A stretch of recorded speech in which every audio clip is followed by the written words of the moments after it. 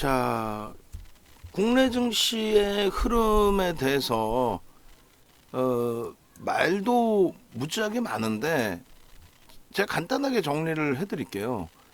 이게 뭐 와닿으실진 모르겠는데 일단은 일본의 니케이 지수, 뭐 토픽스도 놓고 보는데 일반적으로 니케이 지수를 보죠. 니케이 지수의 색깔은 검은색이에요. 검은색의 종가 선 차트란 말이에요. 그러면 니케이 지수의 2015년 12월 이후 사상 최대치 고점은 이 기준입니다. 요 위치를 니케이 지수는 넘겼어요, 못 넘겼어요? 넘겼죠. 지금 상상을 초월하게 강세예요. 이제 와서 무슨 엔화가 약세를 띄어서 그렇다는 동 아우 그냥 확 그냥 막 그냥 2006년, 2007년도에 서프라임 터지고 2008년도에 리먼 문제 불거졌을 때 세계 시장이 흔들리니까 뭐라 그랬어요? 어우 엔화는 안전자산이야. 아 그럼 코로나19 이후에 시장이 뭐 어지러워지면 어떻게 해야 돼요? 아 엔화가 안전자산이야 해서 엔화 강세를 띄워줘. 근데 엔화 약세를 띄웠죠. 그거는 그때그때 시대 상황에 따라서 어느 정당이 집권을 하느냐에 따라서 달라집니다. 그게 결론적으로 정치적인 그 색깔이 강해진다는 거예요. 환율의 기준에서도. 그 환율의 기준에서도 예를 들어서 양적 완화를 통해서 경기를 부양해야 되겠다라고 했을 때는 달러의 약세 기조를 선호한 거고, 이번에 미국 입장에서는 중간 선거 앞두고 지난해 8월 9월 그 중간 선거를 앞두고 민주당 입장에서는 강한 민주당을 보여주고 싶은 거예요. 그래서 보수의 표를 잡아먹고 싶은 거죠. 그러다 보니까 민주당은 진보고 글로벌 시장에서 또 전체 국가들 간의 관계를 개선시켜서 가는 그런 경향이 있는데, 그냥 야 일로 나와봐. 누구? 북한 나와봐. 중국 나와봐. 그걸 싸운단 말이에요. 원래 안 그러죠, 진보는. 어쨌든 그 과정 속에서 인플레이션에 대한 부담 요인이 형성이 됐고, 인플레이션을 잡기 위해서는 물가가 안정을 형성해야 되는데 중국산 물품을 사다가, 그러니까 미국의 GDP의 70%가 소비입니다. 그 소비인데 달러가 약세를 띄면 어떻게 돼? 달러가 약세를 띄면 큰일 나죠. 중국 물건을 비싸게 사와야 되는데. 그러니까 강달러로 가게 됐을 때는 수입 물가가 안정화가 될 거 아닙니까? 그 강달러의 기조가 유로화 대비, 파운드화 대비, 택도 없는 소리지. 우리한테는 미국이 큰 형이고 형님 오셨어야 하는 거지. 유럽 친구들이 볼 때, 영국 친구들이 볼 때 미국은 야 막내 동생 일로 와봐. 그 환율 부분도 가장 만만한 게 일본이란 말이에요. 그래서 항상 보면은 미국의 이 달러 인덱스 기준은 엔화 대비해서의 흐름이 나와요. 그러니까 이번에 달러 인덱스가 강세로 가겠다라고 했을 때에 사실상 엔화가 평가 절하가 40% 이상 나왔고, 파운드화나 유로화는 20%대 수준이에요. 우리나라도 20%대 수준입니다. 엔화만큼 약세를 안 띄었어요. 그러니까 우리나라 막 1,400 넘길 때 생쇼드를 할 때 뭐라 그랬어요? 전혀 문제 없다. 우리나라만 원화가 1,400원 넘기고 우리나라의 원화만 쓰레기가 된다면 그건 문제가 돼도, 그게 아닌 이상은 달러가 쥐가 강세를 띄겠다는데 그거 아닌 이상은 문제 없다. 근데 그런 과정 속에서 니케이 지수가 상대적으로 덜 빠집니다. 덜 빠질 때 그래서 해석을 해드렸죠. 달러가 약세기 때문에, 엔화가 약세기 때문에 달러 환산 지수로 했을 때는, 그렇다면은 굉장히 일본 증시가 폭락처럼 느껴질 수 있기 때문에, 그리고 실질적인 가격 메리트이 있기 때문에 그래서 방어가 되는 거다. 그리고 지금의 기준에서 고점을 넘기는 거는 경기가 살아난 부분들 전부 포함된 거예요. 엔화가 약세에서 기준이라면 그러면 뭐 지금 뭐 유로화가 약세여서 프랑스 까크가 사상 최대치 신고가인가? 영국의 파운드화가 약세여서 FTSE 지수가 사상 최대치 신고가예요? 말이 안 맞잖아. 공통적인 기준이 잡혀야죠. 엔화가 약세에서 일본 증시가 강해. 확 그냥 막 그냥 그건 그 전에 얘기해 줬고, 그렇게 따지면 지금 유로하고 파운드화가 약세나고 정점 찍고 지금 안정화돼 있잖아요. 달러 인덱스가 막 거침없이 그냥 막 110까지 갔나요? 그게 지금 103, 104잖아요. 그럼 뭐 어디다 갖다 붙여? 그러니까 다 귀 닫아요. 어? 귀 닫고 그 얇은 귀들 다 닫아버리시고 윤정두가 얘기하는 것만 들으세요. 사상 최대치 신고가가 나올 정도의 수준으로 미국이 금리를 그렇게 빠르게 올려도 될 정도의 수준으로 경기는 무지하게 어마어마하게 끝내주게 좋았다는 얘기예요. 근데 경기가 침체 간다는 등 그런 엉뚱한 헛소리들을 한 거죠. 주변에서. 경기가 침체로 갔습니까? 잠시 둔화됐다가 경기가 어마어마하게 좋다 보니 농담해라. 좋다 보니 신고가 랠리가 나오는 거예요. 미국의 다우지수의 기준도 요 자락이잖아요. 그죠?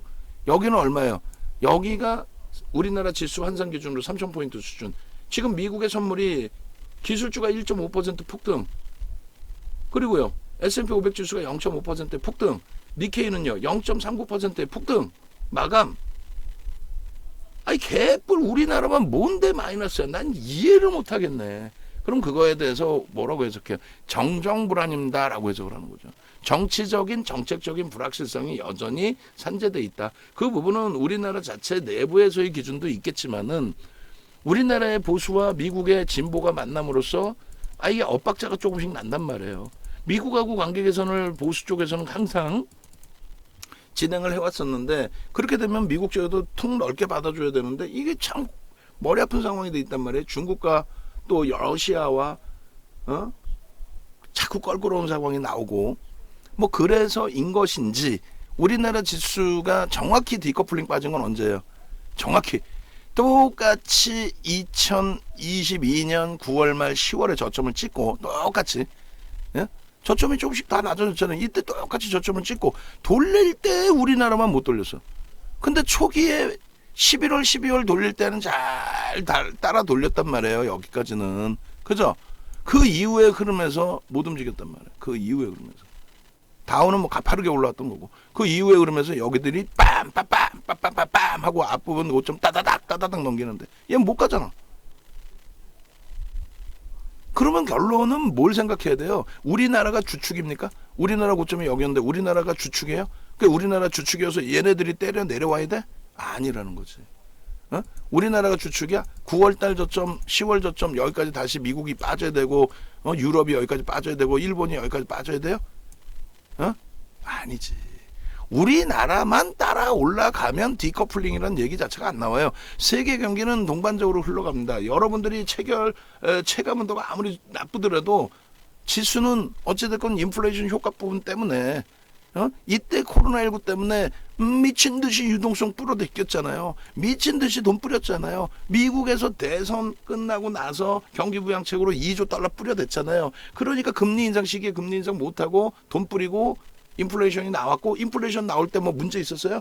다들 입 찢어져라. 와우 행복해 돈이 넘쳐라. 이야 나도 맛있는 거 사 먹어야지. 소고기 사 먹어야지. 이래가지고 물가가 오른 거 아니에요. 근데 그 물가가 오른 부분을 금리를 급격하게 올릴 정도로 경기가 좋았기 때문에 급격한 금리 인상에서도 시장은 폭락이 연출된 게 아닙니다. 그리고 실질적으로 정확히 2021년도에 금리를 올렸다면 1년에 FOMC 회의가 몇 번이에요? 8번이죠.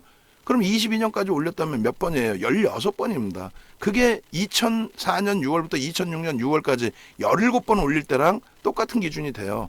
그러면 16번 올리면 만약에 2004년 6월부터 2006년 6월까지의 금리 인상처럼 얼마 25bp씩 16번 2년 동안을 꼬박꼬박 꾸준하게 올렸다면 그러면 얼마 올라가는지 아세요? 4% 올라갑니다. 4%포인트가 올라가는 거죠. 4%만 올라갔다 그러면 그건 아니고 1% 금리에서 4% 올라갔다고 치면 뭐 1.04 올라갔다 1.4% 올라갔다는 거 그게 아니고 그래서 퍼센테이지 포인트를 붙이는 거예요.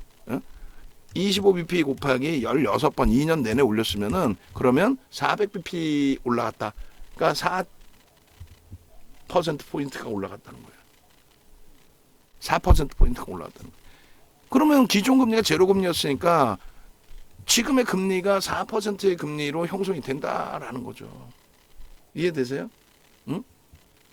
그 말이 이해가 되셔야 돼요. 지금 미국의 금리를 한번 보겠습니다. 미국의 금리 보시고 윤정도 말이 뭔 소린가를 한번 좀 생각해 보셔야 돼. 그냥 하고 계시지 말고, 야, 애경 케미칼이나 오늘 주지 말이야. 이수 베타시스나 주지 말이야. 한미반도체 같은 쓰잘데기 없는 거 줘갖고 속이나 다 타게 하고 말이야. 이러지 마시고, 자, 보시면 중앙은행의 금리의 정책의 기준에서 미국의 금리를 어떻게 올렸는지 보시면 돼요. 그리고 지금 미국 금리가 얼마인지. 미국이 지금 5.25예요. 뭐 우리나라 개뿔 금리 역전 현상 때문에 힘들다. 개뿔 풀 뜯어먹는 소리 하지 말라 그래. 유럽이나 영국 대비해서도 높아요. 일본 대비해서 어마어마하게 높고, 그리고 우리나라와 미국과의 금리 역전 현상은 비단 오늘의 문제가 아니라 2004년부터 2006년까지 금리에서, 특히 2006년도 6월 달에 금리에서는 1% 수준의 역전 현상이 나 있었어요. 근데 시장은 2007년까지 폭발적인 시세가 나왔지, 뭘 거짓말쟁이들 자꾸 거짓말하나? 예? 그래 안 그래요? 그래서 지금 이 금리의 기준을 보시면, 뱅크 오브 아메리카, 뱅크 오브 코리아, 우리나라 말고, 그러면은 FED 미국의 금리를 보시면 맥스 해가지고 2020년대부터 땡겨서 보시자 이거예요. 이게 말씀드린 몇 번의 금리 인상이요? 이게 여기서부터 여기가 25bp씩 단 한 번도 쉬지 않고 25bp씩 17번을 올린 거예요. 1%에서 5.25까지 올린 겁니다. 1%에서 5.25까지 2004년 6월부터 2006년 6월까지 지금 정확히 5.25죠. 그러면 이 녀석들 똑바로 해가지고 이렇게 가파르게 올리지 말고 2020년부터 월가에서 금리 올려야 되지 않겠습니까? 할 때 그래 금리 올려야지 이렇게 표현했으면 돼. 그러면은 16번 올리면은 이렇게 올라오는 거예요. 4%. 1.25가 더 올라와서 그럼 조금 더 올렸으면 되지.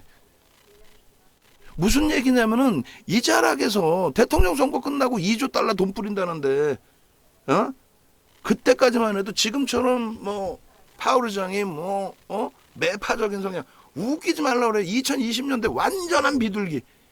아니 금리 좀 올려야 되지 않겠어요? 아니에요. 금리 안 올려도 돼요. 물가 상승률이 높은데 아우 걱정하지 마세요.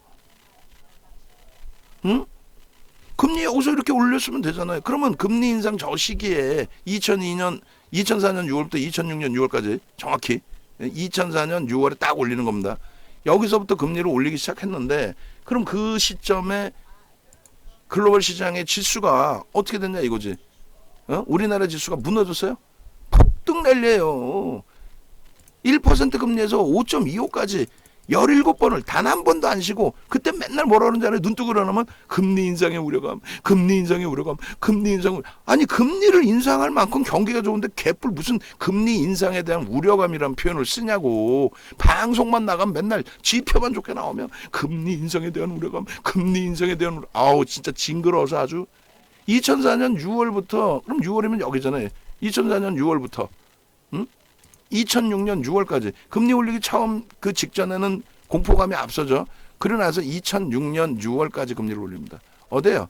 여기까지 올립니다. 응? 고점에서 많이 미끄러졌는데요. 올리는 과정 속에서 이렇게 미끄러진 거 없죠. 금리 정점 논하고 그런 기준에서 차익 실현에 대한 욕구가 일정 범위 터져 나온 거고, 결론적으로 더 올라가잖아요.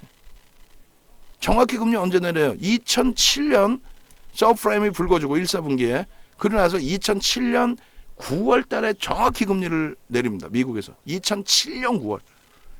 그 글로벌 시장은 2007년 10월에 정점을 찍고 밀리기 시작한 거예요. 금리를 내려서 경기를 부양할 정도로 경기가 안 좋다. 이렇게 해석하는 겁니다. 뭔 개뿔 맨날 들으면 금리가 어쩌고 금리가 어쩌고, 아무런 기준의 영향이 없어요. 그러면은 또 한 가지를 놓고 보실 때, 이 뜬금없이 시황 얘기가 됐는데, 또 한 가지를 놓고 보실 때 뭘 보셔야 돼요? 그러면 금리의 기준에서 그렇다고 치고, 아니 이때도 마찬가지. 이때 9년 6개월 만에 금리를 올렸잖아요. 9년 6개월 만에 2015년 12월. 그래서 제가 차트 월봉 보여드릴 때 항상 2015년 12월을 기준 잡아드리는 거예요. 2015년 12월부터 금리를 올려서 2018년 12월까지 금리를 올려요. 그때 시장은 랠리입니다. 랠리. 금리를 올릴 정도로 경기가 좋아져서 시장은 랠리. 금리를 내릴 만큼 경기가 어려워. 폭락. 여기도 마찬가지. 금리를 내릴 만큼 경기가 어려워. 조정. 그리고 나서 제로 금리로 급격히 내리죠. 코로나19. 그러고 나서는 경기 부양책. 여기도 마찬가지예요. 바닥금리에선 경기 부양책이 나와요. 응? ISP 제조업지수, ISP가 아니라 CPI, PPI를 봐야죠. CPI, PPI 봅시다. CPI, PPI 보시면요. 여러분들이 CPI, PPI 놓고 보실 때 필터 모두 선택하기, 지우기. 응? 예. 네.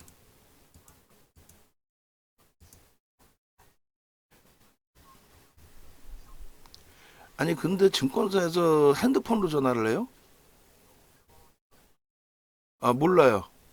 끊을게요. 증권사에서 핸드폰으로 전화합니까? 개인 핸드폰으로는 이해가 안 되는데. 증권사에서 어떻게 이름을 개인 개별 고객한테 전화를 해서 개인 핸드폰으로 전화를 할 수가 있죠? 이해가 안 되는데. 하여간에 이렇게 해서 시작일 날짜를 이렇게 한번 다 봅시다. 적용하기. 그러면 이제 여기에 ISM 제조업지수 이런 거 말고 CPI, PPI를 보자라는 거예요. CPI, PPI 월 중순에 나오죠. 월 중순에 그거를 놓고 보시면서 한번 여러분들이 가슴에 손을 얹고 와 소비자 물가지수 때문에 와 생산자 물가지수 때문에 시장이 조정받았어요. 말도 안 되는 그런 거짓말에 속았다는 얘기지. 그래서 그 속지 말자라고 얘기를 했고 시황을 굉장히 긍정적으로 잘 봤기 때문에 결론은 어떻게 했어요?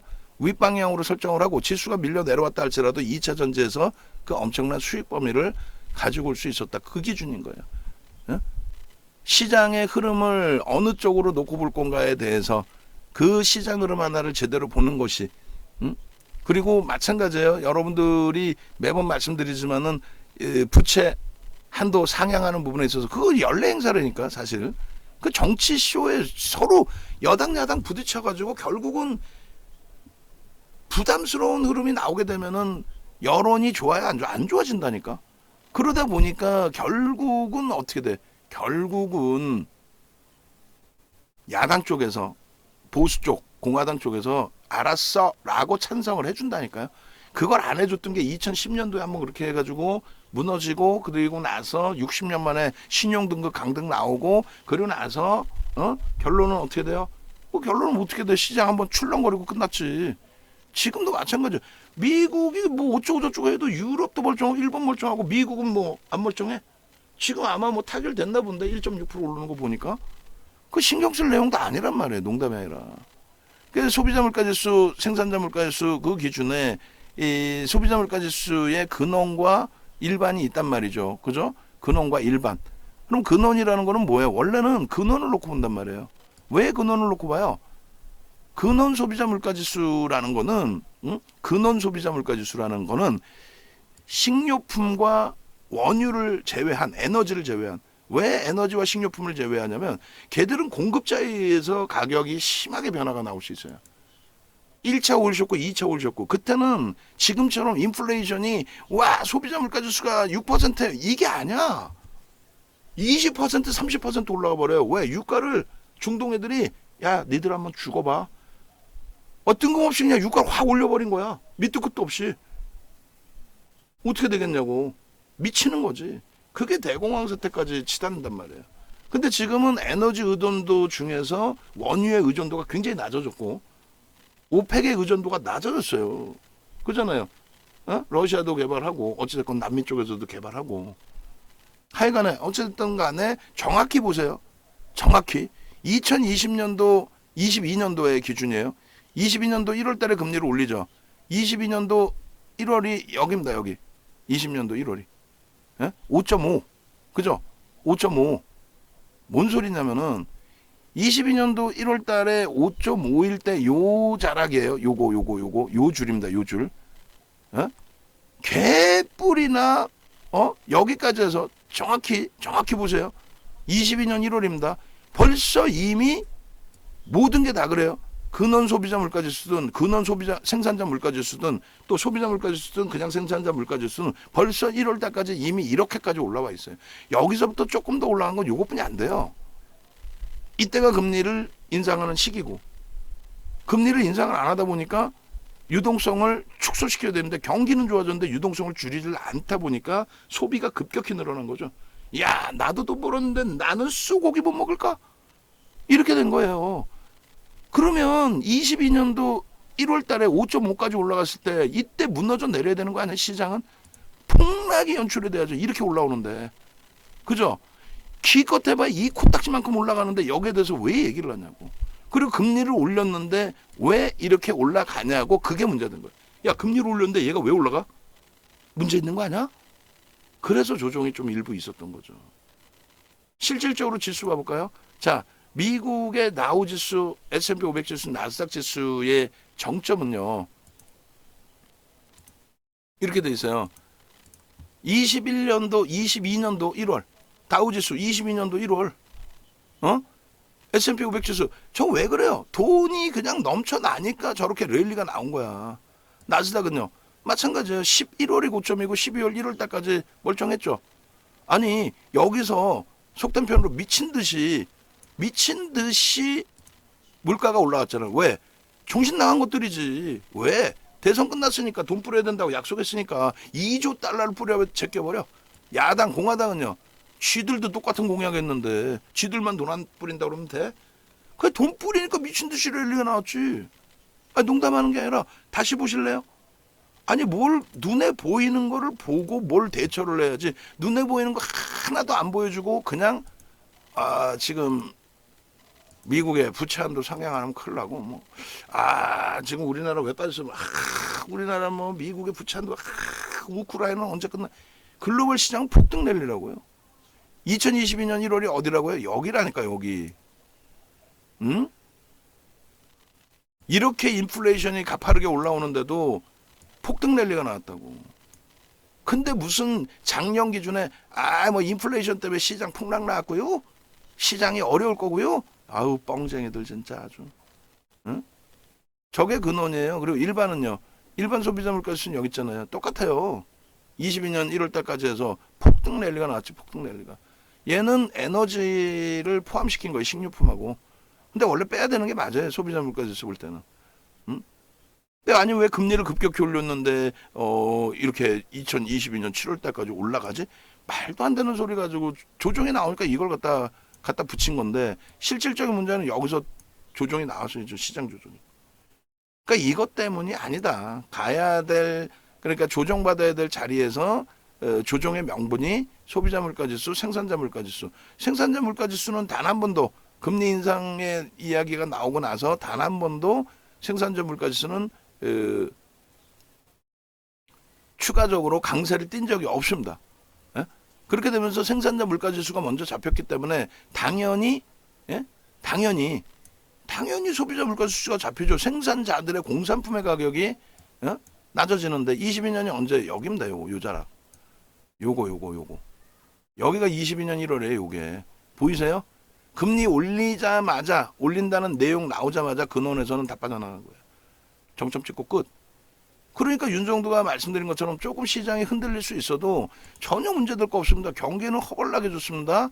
금리를 이렇게 강력하게 올릴 정도로 시장의 펀더멘탈은 굉장히 강합니다. 생산자 물가지수 지금 2.3이에요. 얼마나 지금 그냥 급격히 그냥 와 눈 안 나. 와 대박이다. 이렇게 할 정도로. 자 보세요. 이게 22년도라고. 지금 어떻게 돼 있어요? 급격히 낮아졌죠. 그럼 어떻게 되는 거야? 얘 때문에 빠졌다며. 물가지수 때문에. 근데 물가지수가 뭐 하향 안정 추세가 아니라 그냥 끝내주게 좋네. 근데 이 와중에 소매 판매가 줄어들어 안 줄어들어. 소매 판매는 증가했단 말이에요. 평균치 대비. 그러니까 나쁘지 않다라는 경기가. 저걸 가지고 침체네 뭐나 얘기할 기준이 아니고 와 소매 판매가 이야 긍정적인데 ISM 제조업 지수는 어때? 50을 넘기고 있어. 이야 경기 확장 국면인데 땡큐한데 아우 자꾸 짜증나서 안 보여드리는 거야. 짜증나서. 무슨 말인지 아시겠어요? 이거를 데일리로 뭐 하려고 보고 있냐고. 전체 추이 추세만 윤정두가 보고 있으면 되지. 소매 판매가 급감했는데 윤정두 뭔 소리 하고 있는 거야. 뭘 급감을 해요. 이게 소매 판매였잖아. 이게 소매 판매였는데 이 흐름이 어떻게 돼요? 돈이 많이 풀리고 경기 좋아졌는데도 불구하고 금리를 안 올리고 유동성 축소를 안 시키다 보니까 급격히 소매 판매가 폭등했다가 금리를 올리는 2020년, 22년 이 시기부터 안정화가 된 건데 앞전의 흐름을 잡았을 때 이게 문제가 될 만큼의 흐름이에요? 오히려 좋지? 환율까지 얘기하면 끝이 없을 것 같아서 이 정도에서 일단 1차적으로 시황 부분은 마무리를 합니다. 오늘이 아니더라도 우리 오늘 자를 수도 있겠지. 제가 조금만 조절을 하면 시황 부분 여기까지 딱 자르세요. 여기까지. 어떤 시황이에요? 제목 명확하게 해서 CPI, PPI에 대한 교육, 금리에 대한 교육, 금리에 대한 교육, CPI, PPI에 대한 교육. 그 다음에 환율까지 보면 또 찾으려면 시간 걸리니까 그냥 윤정도 말만 믿고 따라오세요. 그렇게 해서 시장 하나 잘 보는 게 네이버에서 윤정도 검색해서 홈페이지 오시면요. 시장 하나 잘 볼 수 있는 게 그게 어마어마한 기준이 된다. 변동성 매매에 대한 자신감이 생기고 지금 시장이 개판인데 어떻게 매매를 합니까? 매수를 어떻게 해요? 현금 비중 늘려야 되는 거 아니에요? 어디서 그런 걸 주워 들어오셨어요? 눈에 보이는 것만 믿으시라고 그랬잖아요. 글로벌 시장의 흐름 보시라고 그랬잖아요. 글로벌 시장 사상체듯이 신고가 랠리인데 왜 우리나라만 못 간다고 생각하세요? 환율에 대한 이야기, 금리에 대한 이야기, 뭐 CPI, PPI 눈으로 방금 다 보신 거 다시 백으로 해서 이거 동영상 다시 찾아보세요. 눈에 보여지는 그 근거만 가지고 생각을 하세요. 시장은요, 우리 동네 짬뽕값 10,000원이라니까 돈이 너무 많이 풀려가지고 돈을 많이 회수했지만 그래도 여전히 많이 풀려있기 때문에 물가가 더 이상 낮아질 수는 없단 말이죠. 물가가 더 이상 여기서 어떻게 낮아지나? 돈이 이렇게 풀려있는데. 인건비 올린 거 다시 낮출 거예요? 인건비 낮출 거냐고. 나 그러면 고맙겠는데 우리 직원분들 좀 듣고 계신다고 화나겠지만은 인건비 안 낮추잖아. 근데 어떻게 하라고? 결국은 농심에서 라면값 올린 거에 대한 그 매출의 증가는 당연히 증가가 나오죠. 시장 점유율이 낮아지지 않는 한. 영업이익도 높아지죠. 순이익도 높아지고. 다만 영업이익률이 높아졌느냐 했을 땐 그건 아니라는 거죠. 그러면 그것을 이 어려운 장이라고 표현하는, 경기가 안 좋아요라고 표현하는 그런 시장 상황에 흐르면서 상상을 초월하는 실적을 내주는, 사상 최대치 실적을 내주는 자동차의 기준의 포트폴리오의 설정 범위, 이런 기준을 잡아 나가면서 야 어차피 사상 최대치 신고가 랠리가 글로벌 시장에서 나오니까 우리나라 3,300 넘긴다고 치면은 누가 가봐서 넘길 거니? 2차 전지가 오를 거야? 아니면 어제 우리가 들어간 교육용 들어간 삼성중공업이 끌고 올라갈 거야? 조선주가 어떻게 올라가냐고. 어제 우리도 들어갔지만 결국은 변동성 매매로 들어갔잖아요. 조선주가 2005년도에 선복과잉인데 전 세계 배가 70년대에 왕창 만들어지고 그러고 나서 경기가 크게 살아난 2000년 초반에 왕창 늘어나고 배 수명이 최소 25년, 30년인데 2005년도에 왕창 늘어났으면 그 배 수명 언제예요? 2025년, 2030년, 2035년이란 말이에요. 근데 어떻게 사상 최대치 실적이 나오겠어요? 그들이. 건설주가 어떻게 사상 최대치 실적이 나와서 시장을 견인하겠어요? 그냥 황금 대바닥주 찾고 앉아있어. 지금 이 장에. 2차 전지 랠리 끝났으면 2차 전지 과감하게 자를 거 자르고 전부 자르기 아까우면 압축해 놓고 그 기준에서 야 이제는 누가 시장을 견인하고 있니? 이야 하이닉스네. 왜? 외국인 기관 쌍끌이 순매수 우리나라에 글로벌 시장이 바닥 찍고 돌린 게 정확히 언제입니까? 2022년 9월 말 10월이란 말이에요. 4분기의 기준에서 그럼 조회 한번 때려봅시다. 순매매 금액 기준에서 최상위 종목이 누가 가장 많은 매집을 해놨는지. 1조 3천억 매수한 하이닉스예요. 와 1조 3천억 무지하게 매수했네. 무슨 개뿔 뭘 무지하게 매수를 해요. 1조 3천억 해봐야 2%도 안 돼. 예? 주식수로 하면 얼마? 1259만 7천 주. 7억 2,800만 주짜리예요. 2%도 안 돼. 야, 근데 왜 보여줘? 대주주 지분이 34%예요. 외국인 지분이 50%예요. 그럼 84%가 외국인과 대주주예요. 기관들 것까지 포함해서 기준을 잡으면 유통 물량이 없어. 양지사가 품절주가 아니라 얘가 품절주라고. 유통 물량이 제한적인데 쌍끌이로 이 정도로 잡아 끌어갔다? 업황에 대한 흐름에 대해서 상상을 초월하게 긍정적인 시각들을 가지고 간다는 거죠. 이 하이닉스 부분은요. 자 보세요. 이거는 예를 보면서 소름이 돋아야 돼. 그리고 행복해야 돼. 이거 오늘 줄거드린 거 보세요. 오늘 하이닉스 전략 따로 잡아드린다고 했는데 자를 시점을 뭐 명확하게는 안 줬지만은 시황 자르고 하이닉스 자릅시다. 하이닉스는 뭐 지금 한번 해봅시다. 작년 7월 이후에 작년 하반기 이후에 이 하이닉스 기준에 어찌됐건 꼬리가 됐든 몸통이 됐든 뭐 주요 라인이라고 치면 뭐 97,000원 그리고 몸통의 기준에 101,000원 그리고 저 앞에 고점에 104,500원 이거를 다 뛰어넘을 만큼의 수급이 들어왔잖아요. 저 앞쪽 고점의 수급 이 수급 범위를 다 뛰어넘는 그 수급이 들어오면서 거래를 터트리면서 그렇게 올라간 거 아니에요. 거래대금으로 안 봐도 돼. 얘는 변동률이 크지가 않기 때문에요. 그러면 잘 보세요. 여러분들이 보실 때 하이닉스 기준에 이 수급 범위가 그냥 수급이 들어왔어요. 이게 아니란 얘기지. 예? 우리나라에서 가장 많은 매집이 돼 있다는 걸 방금 눈으로 보셨잖아요. 금액 기준으로 2%이고 그 2%라는 금액 자체가 1조 3천억이라는 금액 자체가 시가총액이 크니까 그게 아니라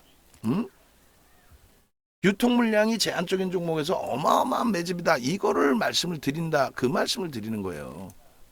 하이닉스 지금 보세요. 가장 최근에 12일부터 87,300원에서부터 20% 오른 거 20%. 20% 종목 검색해서 19일 날 딱 튀어나오고 얼마에 9만 원에 그리고 계속 매수야. 오늘은 매수 안 했나? 오늘도 매수야. 지속적으로 매수야. 이야 실적이 적자인데 실적이 적자지만 세계 시장에서 점유율이 얼마예요? 거기다 낸드 플레이스 앞부분 1조 주고 인텔에서 사왔죠? 10조 주고 10조 1조가 아니라 그 시장 파이의 개선 폭의 기준과 전일까지 해서 순매수 1위 또 올해 들어서 얼마? 1조 3천억 순매수 현대차에 이어서 2위. 우리는 비중을 단 한 번도 하이닉스를 15% 미만 가져간 적 없어요. 20% 작년 하반기 이후에 그리고 4분기 이후에 16.6% 그리고 올해 1월 이후에 15% IT는 전체적으로 30% 그리고 또 15% 2월 기준에 그러고 나서 지금의 기준에서도 15%인데 최근 지난주부터 뭐라 그랬어요? 죄송한데 좀 물 한 통만 주세요. 제가 뭐라 그랬어요? 지난주부터 해서 하이닉스 드디어 거래도 터지고 수급이 들어오고 고점을 넘기고 야 10만 원도 이제 넘길 텐데 이랬는데 10만 원을 갭으로 넘겨버려. 물 좀 하나 주세요. 아무든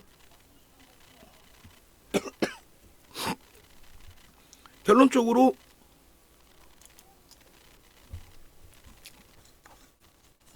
이게 지금 4월 말 종가 기준에 5월 포트라고 잡았을 때 9% 수익이죠. 어제까지. 오늘까지 하면 10 얼마? 15%? 안 부러우세요? 난 부러운데? 나도 갖고 싶어 하이닉스 좀. 그럼 이 하이닉스에 대해서 다음 달에 어떻게 하기로 했어요?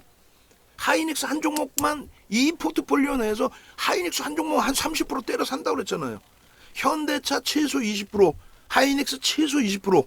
근데 상황에 따라서 30%까지 확장하겠다. 2차 전지 50%도 사놓고 왜 IT는 50%를 못 사냐고. 얘 30% 사고 LG전자 10% 사고 나머지 한미반도체, 동진세미캠 사면 돼요. 종목 개별 기준에서는 최대폭 하이닉스 30%입니다. 포트폴리오 기준에서는 15% 채워놓습니다. 왜? LG전자를 싫어하실 수도 있잖아요. 그죠? 그럼 하이닉스만 사고 싶으신 경우 있을 거 아니에요. 그럼 그거 최대 30%까지 채울 수 있습니다고 5월 포트까지 해서는 15% LG전자 10% 채웠단 말이에요. 근데 지금 5월 중순에 다 바뀐 거죠. 이 포트폴리오는 손을 안 댄단 말이에요. 왜? 끝까지 이 포트폴리오를 냅뒀을 때 한 달 동안에 얼마 수익을 내실 수 있었는지를 보여드리는 거예요. 지금도 2차 전지 붙들고 지금도 레인보우 붙들고 지금도 일부 바이오주들 붙들고 그러면 안 돼. 윤정두가 종목 검색해서 매수 사인을 드렸다 할지라도 아닌 종목 빠딱빠딱 다 잘라내고 주력주 잡아내야죠. 주력주. 에? 2차 전지 지금 LG화학과 포스코피처엠 15%씩 30% 채워져 있지만 그 앞전에 50%씩 막 이렇게 채우던 거 다 줄여놓고 그잖아요. 압축하고 그러면서 종목 안 늘리고 에코프로 80만 원대까지 수익 다 잡아먹고 다시 밀리고 다시 돌렸을 때 또 들어가서 또 잡아먹고 그러고 나서 안 들어가잖아요. 왜? 거래가 없으니까. 거래가 안 터지는데 왜 들어가? 근데 지금 거래가 막 터지잖아요. 누가 IT가, 누가 하이닉스가, 누가 삼성전자가. 그들이 더 터져야 된다니까. 이제 스타트인데 이거를 겁을 내시면 안 된다는 얘기예요. 응? 하이닉스 가장 최근에 보세요. 5월 16일 날 9만 원. 5월 16일 날 9만 원. 12일 날 거 없나? 12일 날 거 8만 7천 원 없나? 있는데. 에? 9만 원. 이게 오늘 10만 4천 원을 넘겨요. 15%야. 16일 날 서서 17, 18, 19, 22, 23, 24, 25. 오우, 7거래일 만에 시가총액 3위 가지고 15%야. 여러분들 계좌 검사해볼까요? 계좌가 15% 수익 나와 있는지? 그러니까 멀리서 찾지 말란 얘기예요. 멀리서. 글로벌 기업이 그것도 기술주가 성장주가 PBR 1배짜리가 세상에 어디 있습니까? 세상 저평가지. 세상 저평가인 거예요. 시장 파이가 있기 때문에 업황이 조금만 개선돼도 실적 개선 폭은 어마어마합니다. 2년 동안 순이익이 26조씩 나와요. 언제였는데? 2018년, 2017년, 2018년. 순이익이 26조 나와. 2년 동안에. 지금 적자니까 이렇게 나와 있고 PBR은요. 응? 아빠 방송 중에.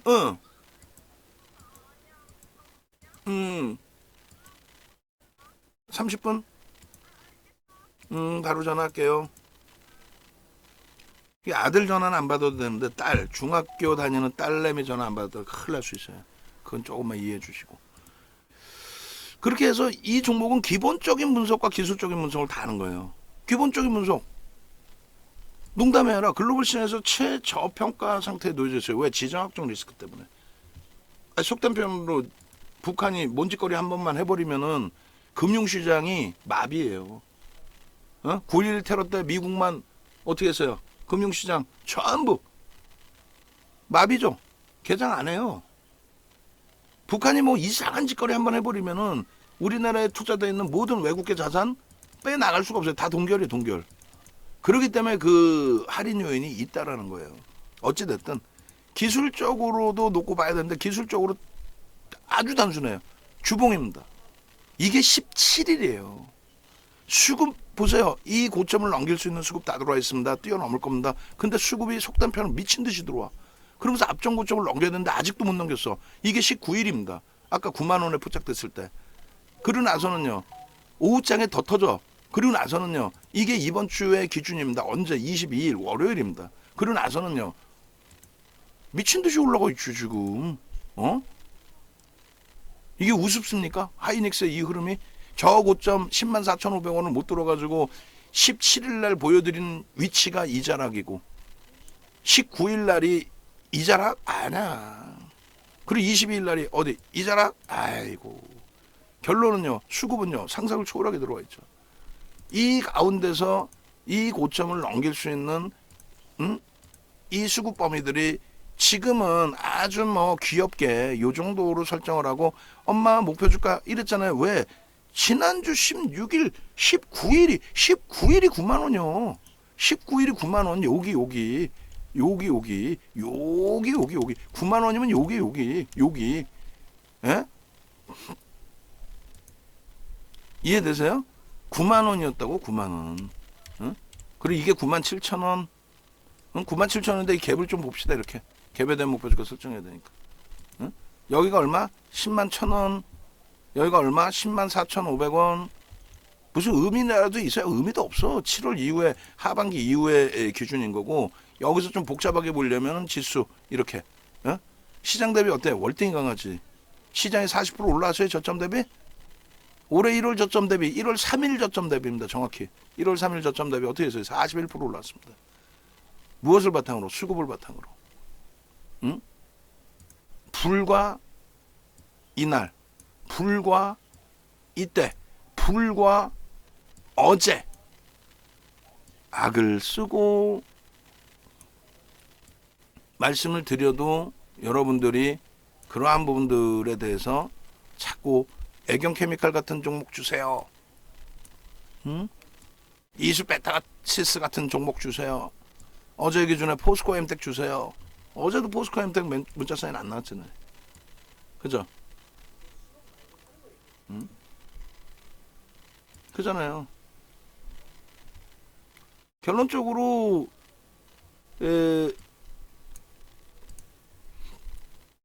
하이닉스 기준에서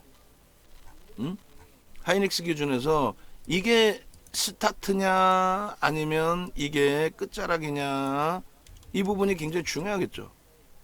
응? 저는 제가 생각할 땐 이게 스타트란 말입니다. 그 스타트에 대한 근거를 또 보여드려야 되겠죠. 하이닉스 스타트에 대한 근거. 그래야 여러분들이 이게 지금 뭐 마케팅 자료로도 올리겠지만 예를 들어서 이 기준이 마케팅 자료를 올리겠지만 우리 정회원님들의 기준에 주력 포트폴리오의 비중을 과연 진짜 하이닉스를 30%를 채울 수 있나? 이거 무료 회원들이 들으시면 미쳤다 그럴 거야. 정신 나갔다고. 야, 하이닉스 추천하는데 돈을 그렇게 내고 듣고 계신가라고. 근데 유료 회원님들은 아시죠? 하이닉스 좋은 거 아는데 편입 비중을 못 채워놓잖아. 왜? 옆집에서 자꾸 하이닉스 좋습니다 해놓고 이상한 걸 추천해. 또 어디 듣도 보도 못했던 거, 수급도 없는 거, 뭐 이상한 거. 그 뒤돌아보면은 한 뭐 6개월 지나고 나면은 하이닉스만 갖고 있었어도 내가 이 올해 들어서도 마찬가지잖아요. 하이닉스만 갖고 있었어도 내가 40% 수익, 계좌 수익이 나오는데 이 정신 나간 친구들 때문에 이걸 다 팔고 딴 걸 사서 내가 망했네. 맨날 그러면서 지금도 얘를 못 사요. 응? 그런데 오늘도 에코프로에 대해서 설명을 드렸습니다만 에코프로를 지금도 다시 보시면 작년 7월 거부터 한번 보시자고. 이렇게 당겨서 하나씩 당겨서 여러분들이 이 하나씩 당겨서 보실 때마다 무슨 얘기냐면은 여기서 생각해 볼까? 여기서도 여기만 놓여줘도 살 것 같죠? 여기만 놓여줘도 사서 대박 좀 내고 싶죠? 근데 여러분들이 솔직히 얘기해서 여기 아유 사시냐고. 안 사시니까 문제지. 윤정두가 사라고 그렇게 악을 썼어도 유료 회원님들은 사서 수익 냈지. 그러니까 연장이 나오고 어찌됐건 같이 가고 나 끝까지 같이 갈래요 라고 하고 지금 수년째 또 10수년째 같이 계시는 거죠. 이거 여기서 살 수 있겠어요? 아니 솔직히 얘기해서 이렇게 깨져 내려가지고 이 깨져 내려올 때 마지막 자락에 손절 다 시켰잖아요. 누가? 윤정두가? 아니지. 에코프로 우리는 여기서 다 정리했죠. 10월 달에 여기서 정리했죠. 여기 싹 다 정리했죠. 그리고 뭘 샀어요? 포스코 퓨처엠. 그 포스코 퓨처엠 고점 언제예요? 11월 달이죠. 그러고 나서 12월 달에 이거 안 좋습니다. 느낌 안 좋습니다. 왜? 에코프로도 조정이 다 조정이야. 우리도 정리합시다 해서 2차 전지 뒤도 안 들어봐. 금양도 안 사. 아무것도 안 사. 11월 9일날 금양 29%까지 올라오고 41,500원까지 올라올 때 전량 매도하고 두 번 다시 안 쳤나봐. 그리고 LG화학하고 포스코 퓨처엠만 갖고 하고 비중 50%까지 채워놨던 거 뚝뚝뚝뚝 줄여서 25%까지 줄여. 그러고 나서 1월 달에 1월 26일 날 테슬라가 막 10%씩 반등 나올 때 그때 포스코 퓨처엠 14% 오른 날 12%씩 채워가지고 비중 채운 거 아니에요. 다시 2차 전지 늘리고 2월 1일 날 에코프로 BM이 8% 올랐다고. 얘도 조금 올랐는데 밋밋했죠. 그리고 이렇게 빵 터질 때가 이게 하루에 얼마 올랐냐면은 21.82%인가요? 언제? 2월 8일 날? 그걸 다 잡아먹고 종목 검색에 튀어나왔으니까 기억을 하는 거죠. 근데 이때까지도 아직까지는 하루에 거래대금이 1조가 안 될 때예요. 여러분들 자, 이 자리로 돌려놔서 타임머신 타고 갈 수 없죠? 타임머신 타고 갈 수 없는데 그냥 지금 이 상태라고 칩시다. 그렇게 강력하게 매수세를 내는데 매수했냐고. 안 하잖아. 여기서 순조로운 기억이 있으니까. 그리고 어떻게 이렇게 올라와. 말이 안 되지. 얘가 어떻게 이렇게 올라와. 말도 안 되는 얘기지. 거품이지 마. 그치? 맞잖아요. 윤정도는요. 다 필요 없고 거래 미친 듯이 터졌습니다. 수급 한 3% 들어왔습니다. 이거 한 사람 뭘 살 겁니까? 변동성 매매 뭘 살 겁니까? 2천억짜리? 그 다음에는요. 몇 프로예요? 28% 올랐어요. 종가 17%. 얘는 44% 변동에 36% 종가. 얘는 28% 변동에 17% 종가. 여기 살 수 있어? 아니 가슴에 써놓고 생각해보세요. 살 수 있냐고. 지금은 공부했으니까 살 수 있겠죠. 그리고 지금은 82만 원 같다는 거 아니까 살 수 있겠지. 그러면 결론은 여기 이 자락에 놓여져 있는 업종이 지금의 기준에서는 누구니? 라고 했을 때 IT 자동차입니다. 왜? 거래가 얘들처럼 미친 듯이 터져 있습니다. 답은 그거 하나예요. 그럼 왜 거래가 터지니? 라고 했을 때 2차 전지는 그냥 이슈입니다. 미국의 정책이 친환경 정책입니다. 그래서 전기차도 정책적으로 밀어주고 있고 태양광이든 친환경 관련된 내용들이 정책적으로 우호적입니다. 뭐 그런 부분이 겹쳤나 봅니다. 테슬라도 67% 밀렸다가 폭등이 나오고 있습니다. 폭등 반전입니다. 그러면 IT와 자동차는요. 자동차 상상을 초월하는 실적입니다. IT는요. 이제 업황 개선된다고 난리가 나고 있습니다. 거기에요. 얘는 수급이 3% 들어왔다 꺾였는데 걔네들은요. 미친 듯이 사재 끼고 있습니다. 외국 기관 쌍끌이 매수 1위가 올해 들어서는 현대차 1조 4천억입니다. 2위가 하이닉스 1조 3천억입니다. 그리고 나서 삼성전기, LG전자, 삼성전자 우선주입니다. 지난해 10월 이후로 따지면 하이닉스가 쌍끌이 순매수 1조 3천억 1위입니다. 이유가 얘보다 더 많아. 얘는요. 그 다음엔요. 엄마? 그리고 수급은 꼬이니까 수급 빼고 거래대금 볼까요? 거래대금 미친 듯이 나오죠. 여러분들이 위에 것만 보면 고점을 넘기는데 거래량이 줄어들었네. 이거 배울 때는 거래량이 터져야 된다고 그랬는데 누가 윤정두가 그랬는데 거짓말하지 마세요. 윤정두는 거래대금 얘기했지. 거래량은 2000년대 중반까지만 보는 거예요.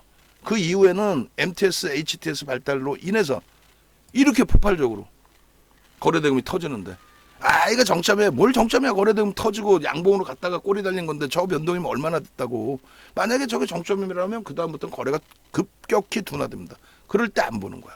근데 거래가 미친 듯이 터지는데. 응? 꼬리 이렇게 달렸으니까 정점이야? 무슨 소리 하고 있어. 여기서는 아예 손도 못 대죠.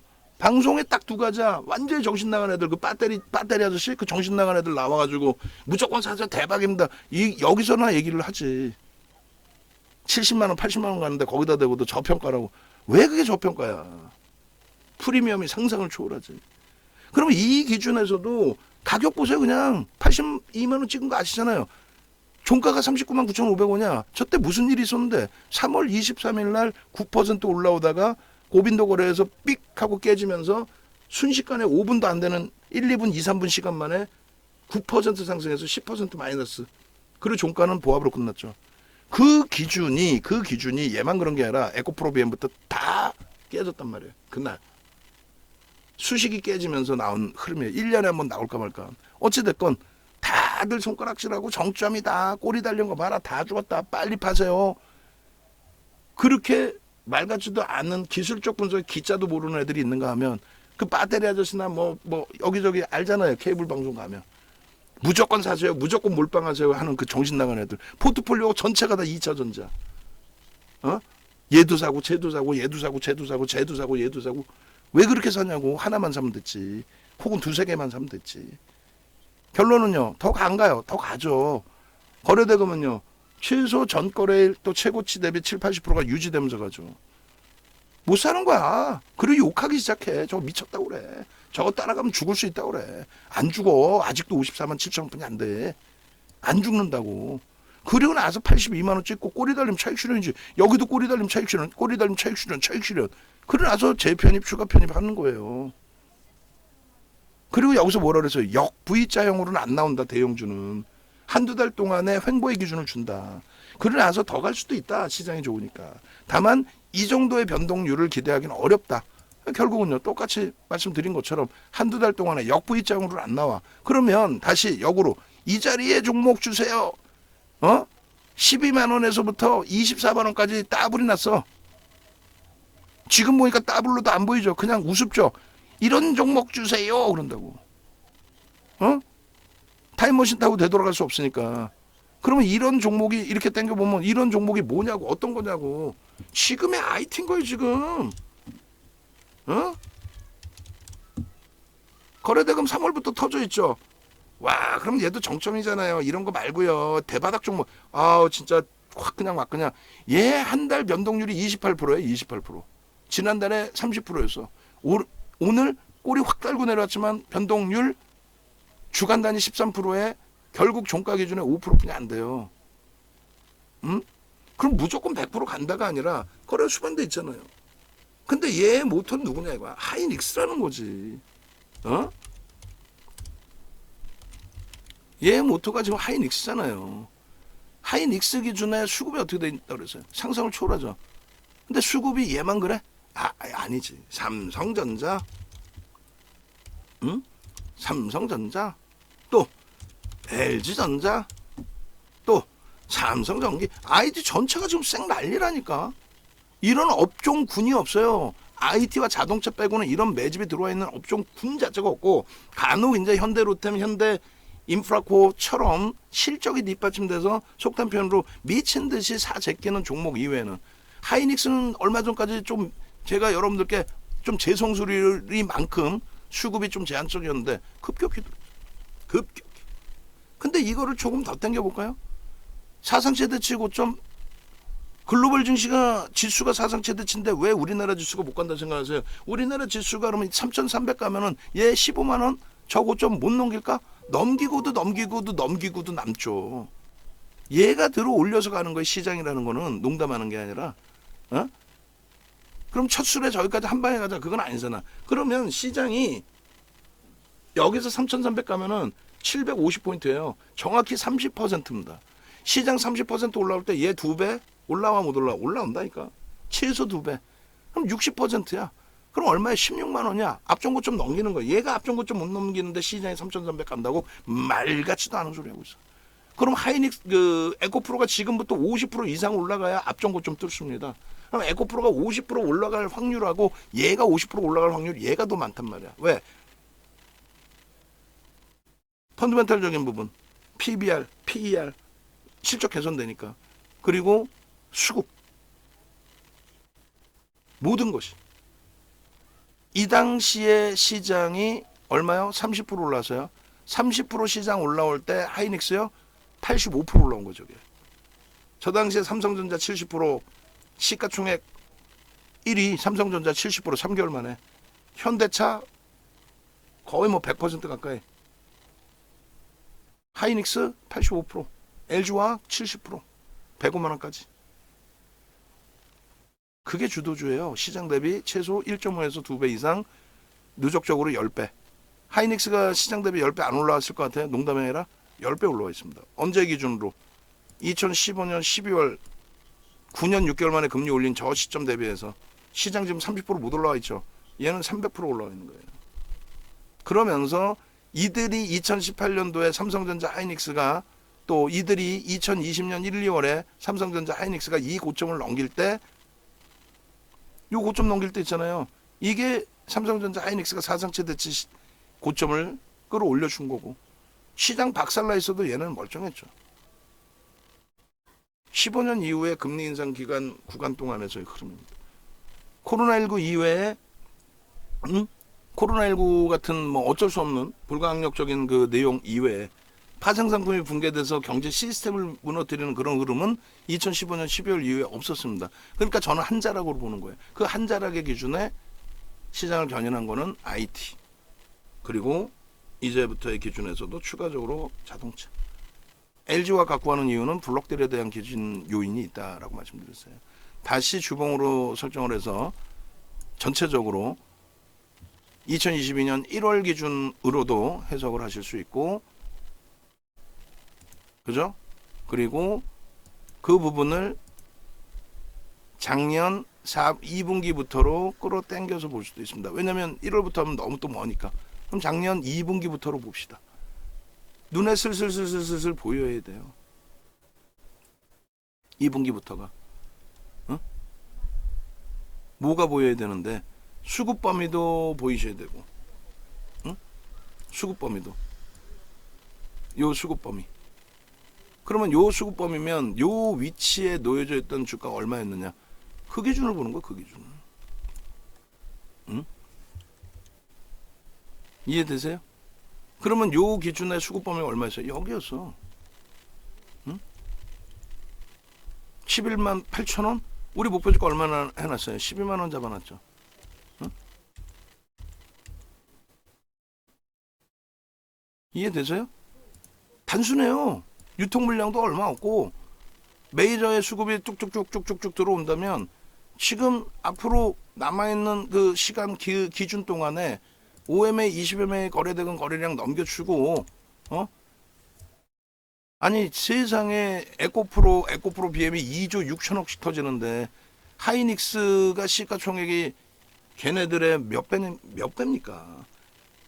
동네 창피하게 에코프로 BM이 시가총액 30조 20조 넘기고 50조를 넘기고 있을 때 현대차 40조 원대에서 놀고 있고 그게 말이 돼요?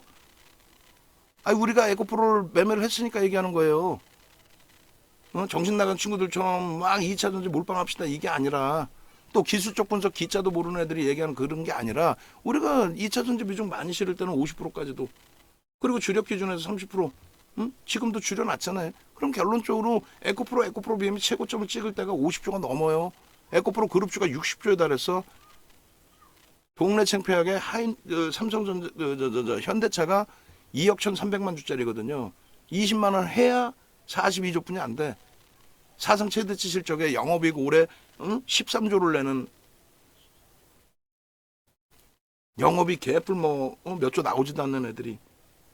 근데 얘들이 왜 못 간다고 생각하냐고. 하이닉스 이런 종목이. 75조예요.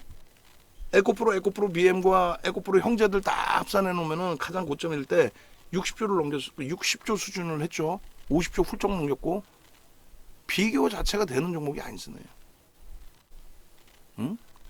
결론적으로 뭐 소설 쓰듯이 항상 얘기했지만 여기는 부딪힐 거야. 여기가 매물벽이 뛰어나기 때문에 크기 때문에 95,000원에서 횡보를 해야지 매물을 소화하고 넘어가. 정신 나간 것들이지. 하이닉스에 매물이 어디 있어요? 50%가 외국인인데 대주주분 빼고 매물이 어디 있어? 막 동학개미 가면 물량 내놓을까 봐? 대도 않는 소리들. 응? 그잖아요. 상식적으로 생각하시자니까. 수급 논리 그냥. 만약에 여기서 수급이 더 들어온다면 들어올 가능성은요. 높지. 응? 수급 들어올 가능성 높죠. 응? 여기서도 봅시다. 이 갭이에요. 이 갭이 안 보일까 봐 이렇게 좀 띄워놓을게요. 이 갭입니다. 갭. 갭에 대한 목표 주가 우리가 어떻게 잡았어요? 아주 보수적으로 잡아도 이런 자락이잖아요. 근데 우리가 이런 참 요 꼬물딱대는 요 정도 아니지. 올해 겪을 만큼 아픈 거 다 겪었는데 꼬리 빼더라도 2저점이지. 응? 그 꼬리까지 다 치면요. 여기까지 치면 여기지. 그럼 목표 주가는요. 12만 원이네. 정확히. 농담하는 게 아니라. 응? 안 그래요? 여기서 중요한 거는 수급만 들어오면 돼요. 여기다 줄 그어놓고 멋들어지게 10만 5천 원 한번 부딪히고 아니 저기서 쉬어갈 수도 있어 다음 주에. 그러면 이제 저 앞전 고점에 그냥 부딪혀서 여기 또 이 매물벽 부딪혀 아니라고. 대형주는 그런 해석하지 마시고 메이저들이 지금 진행형이냐 들어오는데 거래가 갑자기 뚝 끊기고 안 들어오는 경우가 있잖아요. 그러지 않아요. 여러분들이 5일선을 보는 이유가 뭡니까? 5거래일 동안의 평균 주가를 놓고 보려고 보는 건데 5일 동안 누가 들어와요? 단기 수급이 들어오는 거예요. 20일선의 기준에서는 누가 들어와요? 중기 수급이 들어오겠지. 한 달 정도 잘 한번 놀아볼까. 그러면 60일선을 보는 이유가 뭡니까? 60거래일 동안에는 분기죠. 한 개의 분기입니다. 그 분기의 기준에서는 외국인과 기관들의 수급이 들어오는 거예요. 왜? 단타치로 외국인 기관 수급이 들어오는 자금은 액티브 펀드라 그랬고 그건 제한적이에요. 근데 패시브 자금 들어오는 거는 지수에 연동돼 있는 거고 업황을 보는 거예요. 그럼 그건 최소 분기 단위를 본다는 거예요. 분기 단위를. 한 번 유입되는 대형주의 자금들은 추세적으로 들어옵니다. 분기 실적을 다 볼 때까지. 좋은데? 그럼 반기 실적까지. 그런 식으로 흐름이 나온다. 이 가격에 부딪히는 그런 거 없어. 대형주는. 매물벽이 그런 거 없어요. 업황이나 전체적인 추세에 맞게 움직이는 거지. 소설 쓰는 거 여기 매물벽이 있어요. 그런 거는 예를 들어서 밑도 끝도 없는 종목군들이 어제 우리도 손절한 교육용입니다. 2% 들어갑니다. 손절. 죄송스럽지만 그런 종목은 대한재단 같은 경우에 위에서 쭉 당겨 올렸다가 막 10%씩 막 깨고 내려갈 때 거기에 매물이 쌓이겠지. 개인들이 막 떠하는 물량. 그걸 뚫어줘야 올라가겠지. 얘는요. 개인 지분 자체가 개뿔 없는데 무슨. 그리고 얘 들어간 지분이 개인들이 단타치로 들어갔어요? 누가 막 속여가지고 야 이거 대박입니다 막 속였어 누가? 여러분들 속아서 지금 하이닉스 들어갔어요? 윤정도한테 속아서? 기본적인 판단 능력이 없으셔? 하이닉스를 들어가시는 분들은 우리나라의 선구자라니까요. 하이닉스를 들어가시는 분들은 다 생각이 있으신 분들이에요. 다 너는 준비했니? 난 준비했다. 기생충이야. 농담하는 게 아니라 그걸 바탕으로 해서 하이닉스의 기준은 여러분들이 편입을 하신 거고, 편입을 하실 수 있을 만큼 윤정도는 그 설명을 드린 거고, 거래량 거래대금이 에코프로가 2조 원을 넘게 터트리는 그런 장세 속에서 2조 6천억까지 터트리는데 얘가 거래량 거래대금이 그렇게 안 터질 것 같아요? 하루에 1조씩 터진다고 치면요. 일주일이면 5조예요, 5조. 5조면 거래량, 이 거래량도 넘기는 거야. 2조 6천억이면요. 하루에 그러면 2,600만씩 터지는 거야, 2조 6천억이면. 그죠? 에코프로 BM이 그렇게 터졌다고요. 하이닉스는요. 그렇게 터지지. 예전 자료 하나 보여드릴게요. 시간 걸리더라도. 요즘에 참 좋은 게 그거야. 이렇게 하니까 새벽 방송을 안 해도 되더라고. 어차피 내용 똑같은데. 물론 뭐 시장 좀 더 보겠지만은. 교육 자료에서 4월 1일 그리고 온라인 자료 한번 보겠습니다. 자, 5월 20일 자료에서 보시면은 뭐 하이닉스가 뭐 거래 대금이 없었을 것 같아요? 그냥 뭐 꼬맹이들 2조 6천억이 그게 엄청난 거래 대금인 것 같습니까? 1월 11일 날 얼마 1조 5천억이 터지잖아, 하이닉스. 삼성전자 8조 터지고 현대차가 3조 8천억. 3조 8천억. 삼성전자 4조 9천억, 현대차 4조 8천억, 현대모비스 1조 9천억이죠. 이날 상한가 찍은 날이에요. 현대모비스 21년 1월 8일 날 시가총액 10위였던 현대모비스가 장중 상한가 안착을 한 날입니다. 하이닉스 이때 1조 1천억 찍었네. 하이닉스 1조 5천억이네. 하이닉스가 더 터진 날도 어딘가는 있을 텐데. 다 윤정도 머릿속에는 저런 기억이 다 있어요. 여러분들이 어딜 가서 들어보세요. 거래대금 또 혹은 그 종목이 상한가가 언제 나왔는지 변동성이 언제 나왔는지 기억 하나도 못합니다. 왜? 지들이 대형주 매매해 본 적 자체가 없는데. 그러니까 여러분들보다 여러분들 발끝머리에도 못된 애들 그 친구들한테 여러분들이 돈을 주고 전략을 꾸려달라고 하고 계시는 거예요. 여러분들은 자산 규모도 있으시고 1,000만 원 있으면 자산 규모 없는 건가? 그 1,000만 원 없어 매매 못하는 애들 많아. 전문가 애들 중에서도. 그게 무슨 전문가야? 케이블 TV가 검증된 거야? 종편 이상 돼야 검증이 되는 거예요. 그나마.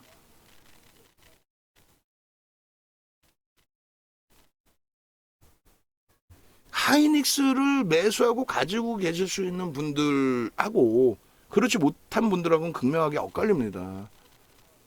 그럼 여러분들을 말씀드리는 게 아니라 전문가층을 얘기하는 거예요.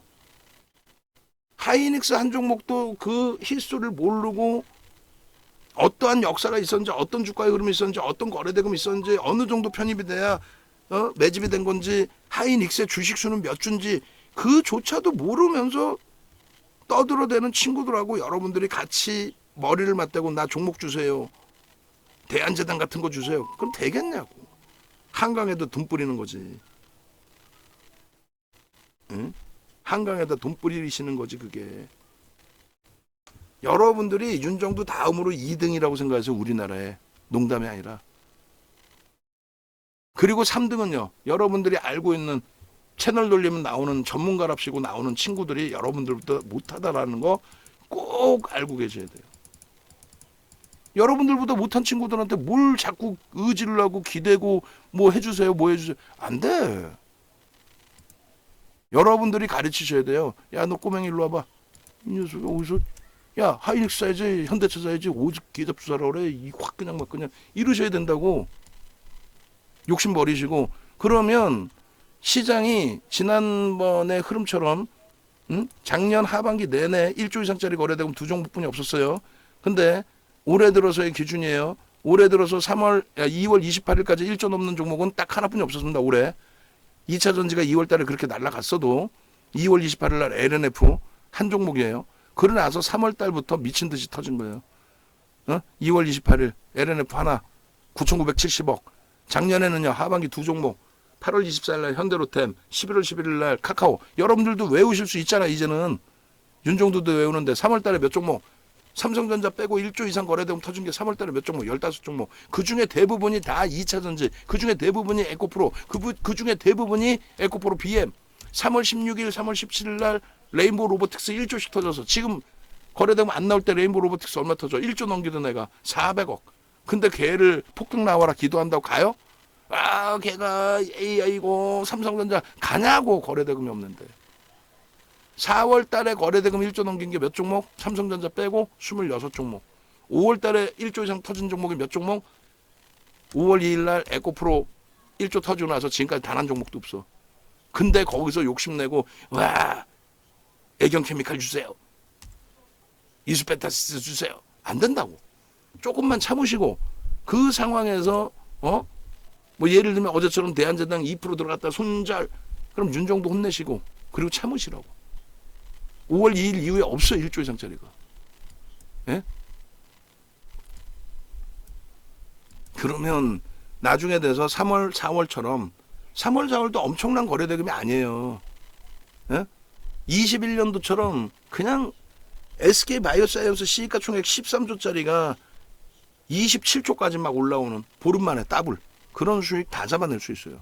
원금만 지키고 있고 하이닉스 현대차에서 수익만 요 정도만 아주 그냥 편하게 가지고 가시고 계시면 나머지는 시간과의 싸움에 엄청난 수익을 바탕으로 그 다음에 계좌 수익 쭉쭉쭉 뽑아내는 거는 그거는 거래대금이 시장에서 터져주길 기대하는 그 방법뿐이 없어요. 여러분들이 이거 하이닉스 사실 수 있겠어요? 지금의 위치에서 외부에 계신 분들이 갖고 있는 사람들도 물량 털으라고 해서 털릴 판에 방송 보면 그러겠죠. 야 교수형 떴습니다. 밀려 내려가면 다 정리. 이게 어떻게 교수형인가? 교수형의 근간이 뭐예요? 거래 터진 날 전 거래일의 몸통까지 파고들어서 차익 실현 요구가 쏟아져 나올 때. 응? 케빈 선생님 힘쓸 데도 없어요. 지금 강의를 하고 있는데 지금 강의 중입니다. 근데 하고 계시면 안 되지. 응?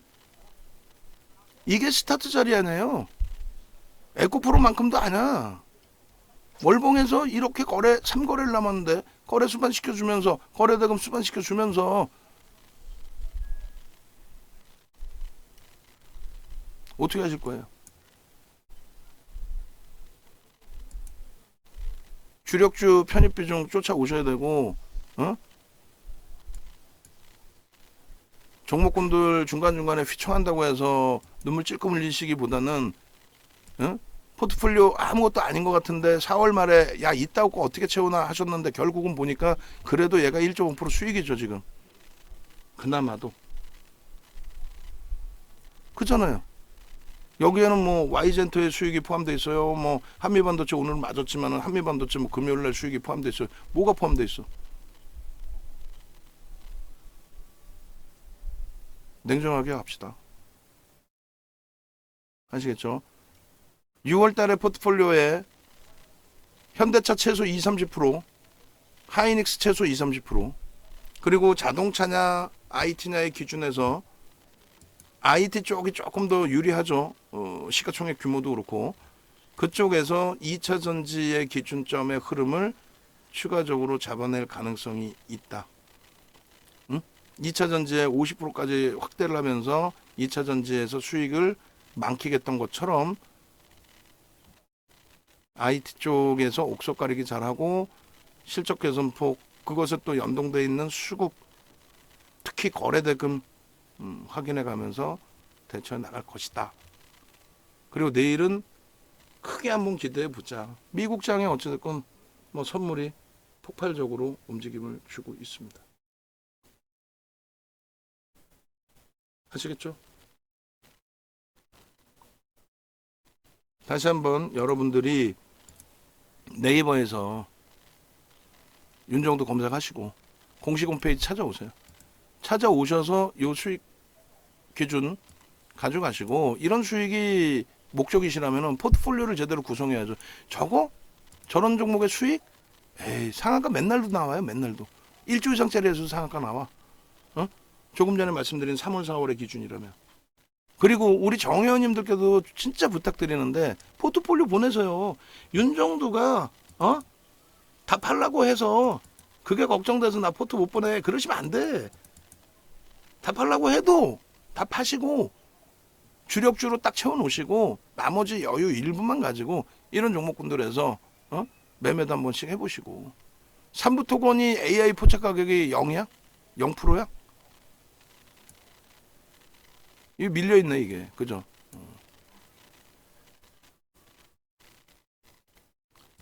자, 어쨌든 간에 연락 주시고요. 함께 하시기 바랍니다. 마지막으로 포트폴리오 간단하게 설정을 잡습니다. 그렇게 해서 이제 내일장 26일장의 기준에서도 보시고 올려놔 드려야죠. 그리고 라이브 방송으로 합류하셔야 될 분들은 망설이지 마시고 오세요.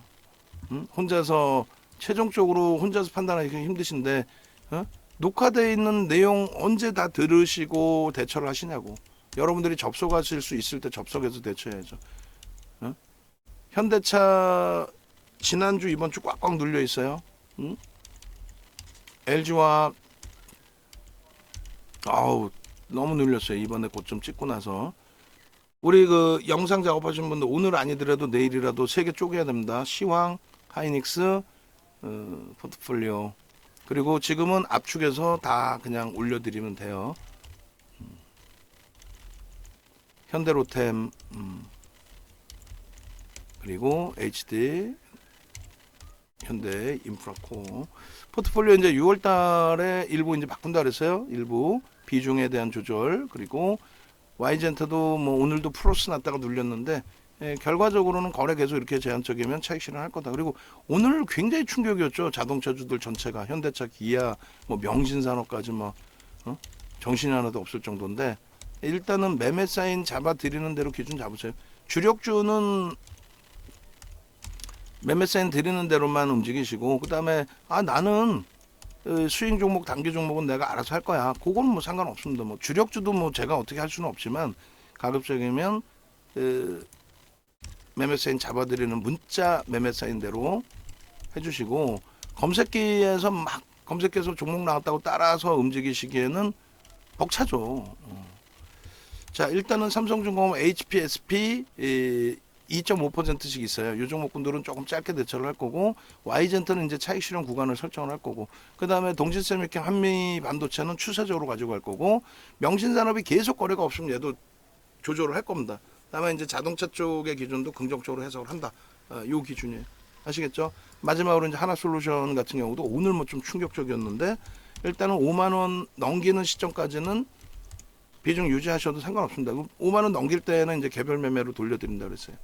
결론 우리의 주력은 일단 여기에 있고 6월 달의 비중은 조금씩 바꿀 거다. 그 기준이고요. 단기 변동성 매매의 기준은 동시세미키 한미반도체는 긍정적으로 유지하면서 대처.